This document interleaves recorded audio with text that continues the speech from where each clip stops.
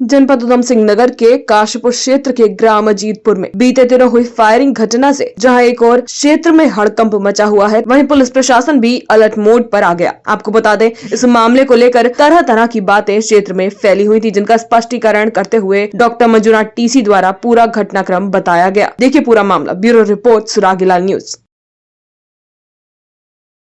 साथियों नमस्कार, welcome to this press briefing.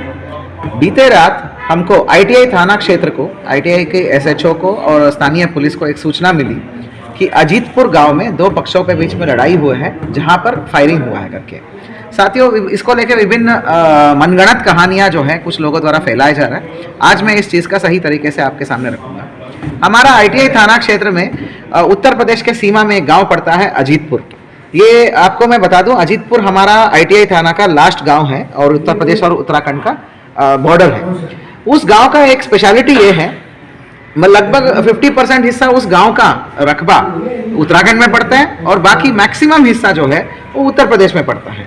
आबादी की बात करो, आबादी वाले क्षेत्र में भी कुछ हिस्सा यूपी का कहलाता, कुछ हिस्सा उत्तराखंड का कहलाता है। इतनी जटिल गाँव है। उस गाँव के बियॉन्ड सारा यूपी है, जो हमारा मुरादाबाद ठाकुर द्वारा में पड़ता है, वो उसमें पड़ता है। उस गांव के आगे बियॉन्ड जो क्षेत्र पड़ता है अजीतपुर जो कहलाता है, उसको भी अजीतपुर ही बोलते हैं, यूपी वाले भी उसको अजीतपुर बोलते हैं। तो उस जगह पे लगभग 13-14 क्रशर्स हैं। वो सारे क्रशर्स यूपी उत्तर प्रदेश में स्थित है। उत्तर प्रदेश के लाइसेंस से ऑपरेट करते हैं, सिवाय 2 जो उत्तराखंड के लैंड में स्थित है।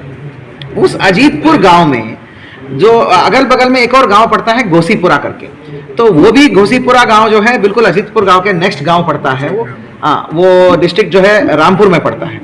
तो गोसीपुरा गांव के लोग और अजीतपुर गांव के लोगों के बीच में हमेशा ऐसे टशनबाजी रही है कि किसका गांव का जो ट्रैक्टर ट्रॉली जो है वहां के क्रशर को माल डालेगा करके, मतलब कच्चा माल जो है कौन डालेगा करके। ये हमेशा हम भी सुनते आ रहे हैं कि इनकी आपस में टशनबाजी रहती है करके। परंतु मैं बताना चाहूँगा, विगत कई दिनों से उत्तर प्रदेश में क्रशर्स बंद थे, तो इसलिए कोई भी प्रॉब्लम नहीं हुआ था। 2 दिन पहले क्रशर्स खुले थे, तो पुनः इनकी छोटी लेवल पर टशनबाजी थी। बट कल क्या हुआ, घोसीपुरा के लोगों द्वारा, घोसीपुरा जो उत्तर प्रदेश में पड़ता है, उनके लोगों द्वारा कुछ गाड़ियों को लेके आया गया, खनन की कच्ची वाहन, मतलब कच्चा माल जो बोलते हैं ना, वो रॉ मटेरियल वाला गाड़ियों को लेके आया गया, जिस पर अजीतपुर के लोगों द्वारा विरोध व्यक्त किया गया।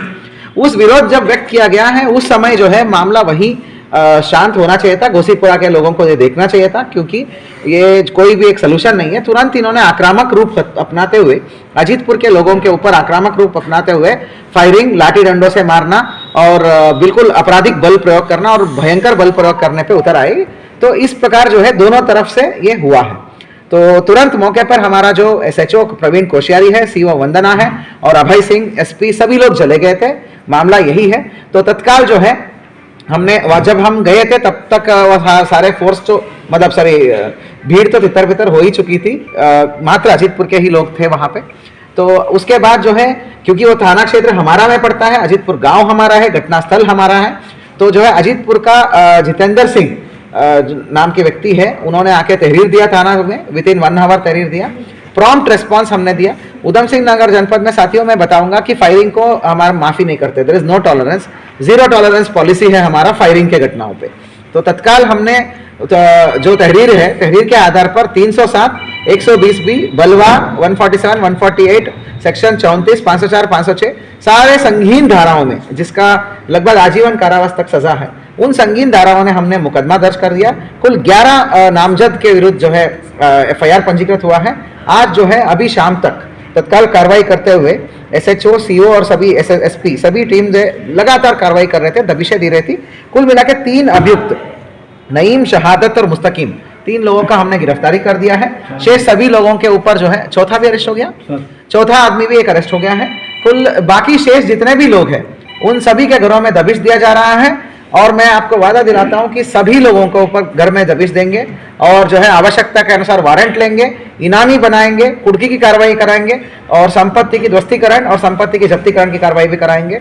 अपराधियों को सलाखों के पीछे पहुंचाएंगे, क्योंकि ये 2 गांव का अवैध खनन को लेके जो टशन है उसके वजह से प्रदेश को या जिले को या किसी भी सूरत में हम बदनामी होने नहीं देंगे। यस, वहाँ पे गश्त और पिकेटिंग का सिस्टम हम लगाएंगे, परंतु मैं आपको पुनः इस वीडियो से यही बताना चाहूंगा, वो सारा गांव यूपी का ही क्षेत्र में मतलब उनका सब कुछ जो है लेना देना और इकोनॉमिक सब कुछ वहां से जुड़ा हुआ है। जिस गांव का बस काल आबादी वाला हिस्सा उत्तराखंड कहलाता है, परंतु सारे उन गांव के रहने वाले लोगों का खेत भी उत्तर प्रदेश में पड़ते हैं।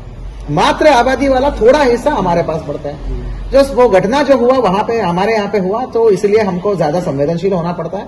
वो यूपी के क्रशर के कौन माल डालेगा उसको लेके जो टशनबाजी हुआ है, इसमें ये चीजें हुआ है। साथियों में पुनः आपको क्लैरिफाई कर रहे हैं। एक सवाल यह है कि वो जिस तरह से सर फायरिंग हुई, क्या दोनों गुट सर खनन माफिया हैं? देखिए, माफिया वर्ड तो आपको जाने, मेरे लिए तो भाई दो पक्ष है जो अवैध खनन में इन्वॉल्व है और जो लड़ाई झगड़े करे हैं। ठीक है, एक पक्ष ने आके हमें तहरीर दिया है और हमने कार्रवाई करा है, क्योंकि हम अजीतपुर के गांव वालों की सेहत और सुरक्षता मेरे लिए सर्वोपरि है। हम उनके साथ खड़े हैं, क्योंकि दूसरे पार्टी को कोई भी प्रॉब्लम होता तो वो थाने में चले जाते या हमारे थाने में आते। इस प्रकार आपराधिक बल प्रयोग करके फायरिंग करके लोगों को इंजरी करने की कोई जरूरत नहीं थी। ठीक है, ये अगर करे हो तो अंजाम भी भुगतना पड़ेगा। उत्तराखंड की खबरों से जुड़े रहने के लिए आप हमें सभी सोशल मीडिया प्लेटफॉर्म्स पर सब्सक्राइब, लाइक और फॉलो कर सकते हैं। धन्यवाद।